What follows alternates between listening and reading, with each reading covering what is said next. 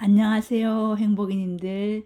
오늘은 시인이면서 영화감독이면서 배우면서 에세이스트신 한정원 씨가 쓴 소록도 봉사활동 방문기를 읽어볼 거예요.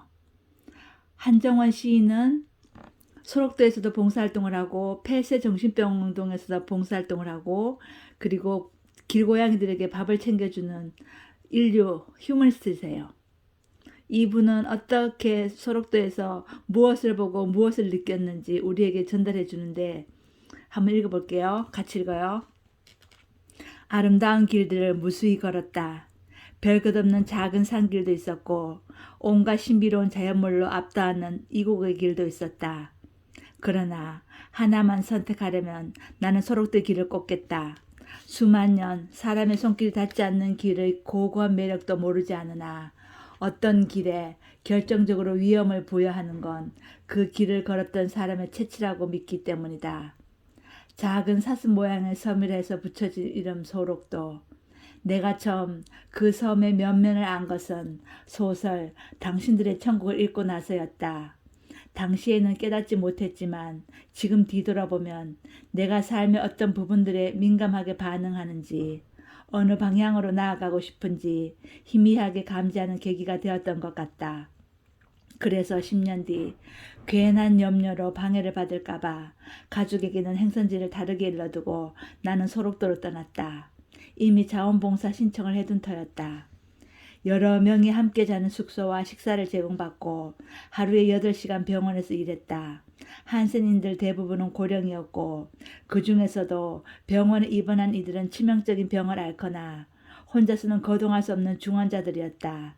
나의 주된 소임은 신생아 돌보기와 비슷했다. 수건을 적셔 얼굴과 몸을 닦고 3번 식사하는 것을 돕고 여러 차례 기저귀를 가는 것. 그러면 틈틈이 시간이 남는데 그동안 그들과 한담을 나누었다. 소록도의 한센인들은 대부분 일제강점기에 섬에 들어왔고 평생 섬 안에서 살아왔다. 유배와 다름없이 쫓기듯 와서 곧 고향으로 돌아갈 줄 알고 보낸 세월이 80년 남짓이라고 했다. 나로서는 잘 가늠되지 않는 긴 시간이었다. 그들은 강제 노역에 동원되었고 정관수술이나 인체 실험의 희생양이 되었다. 자녀와는 생이별을 당하였으며 험한 시절을 지날 때는 수십 명이 학살당하기도 했다. 그러는 동안 살아남은 이들은 증거처럼 손가락과 발가락이, 코와 입술이, 눈동자가 없어졌다. 세상의 모든 불행이 작정하고 이들에게 덤볐다고 오해할 수 있었다. 그러나 오히려 내가 배운 것은 비정상적인 외모가 흉함을 만들지 않고 불행이 인간의 존엄을 해치지 않는다는 것. 겉으로 드러나는 조건에 무너지지 않고 마음의 격을 지킨다는 것. 특별히 기억나는 할머니가 있다. 그녀는 침상에서 몸을 일으킬 수 없었고 이미 눈이 멀어 있었다. 그런데도 매일 노래를 불렀다. 다른 병실에서도 우렁찬 목소리가 넘어올 정도였다. 어느 날은 내게도 노래를 불러보라 권했는데 쑥스럽고 생각나는 곡도 없어 거절했다. 가슴 속에 노래를 간직하고 있는 이와 그렇지 않은 이의 차이였을 것이다. 할머니가 온전치 못한 이목구미로 환한 미소를 지으며 노래할 때 손가락이 없어 뭉툭한 그녀의 손을 내가 쓰다듬으며 그 노래를 들을 때 우리 사이에 무엇이 있었다. 그것을 행복이라고 부르고 싶었다.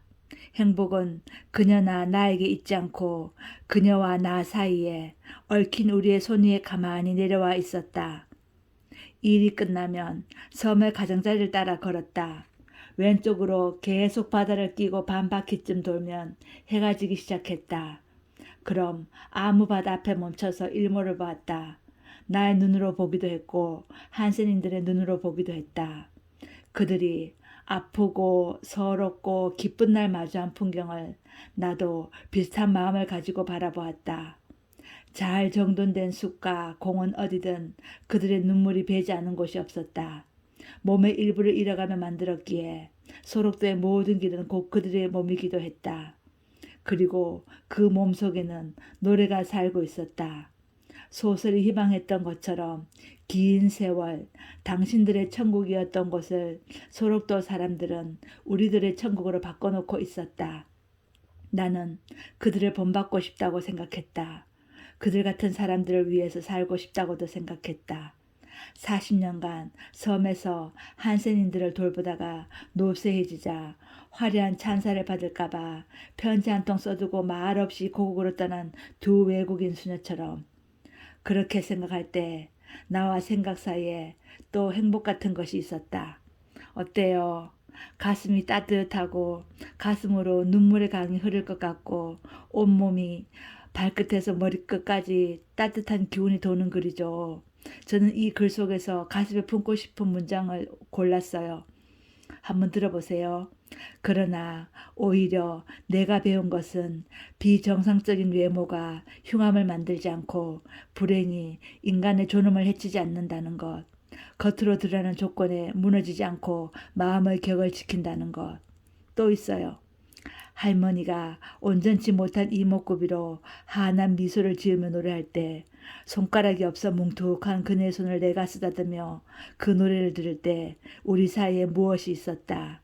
그것을 행복이라고 부르고 싶었다. 행복은 그녀나 나에게 있지 않고 그녀와 나 사이에 얽힌 우리의 손 위에 가만히 내려와 있었다. 그들이 아프고 서럽고 기쁜 날 마주한 풍경을 나도 비슷한 마음을 가지고 바라보았다. 잘 정돈된 숲과 공원 어디든 그들의 눈물이 배지 않는 곳이 없었다. 몸의 일부를 잃어가며 만들었기에 소록도의 모든 길은 곧 그들의 몸이기도 했다. 그리고 그 몸속에는 노래가 살고 있었다. 소설이 희망했던 것처럼 긴 세월 당신들의 천국이었던 곳을 소록도 사람들은 우리들의 천국으로 바꿔놓고 있었다. 어때요? 참 좋죠. 참 아름답죠. 참 멋지죠. 참 따뜻하죠. 행복이님들 시화천국 책이에요. 이 책이 얇고 글자가 참 예뻐요. 한번 읽어보세요. 사랑합니다. 감사해요.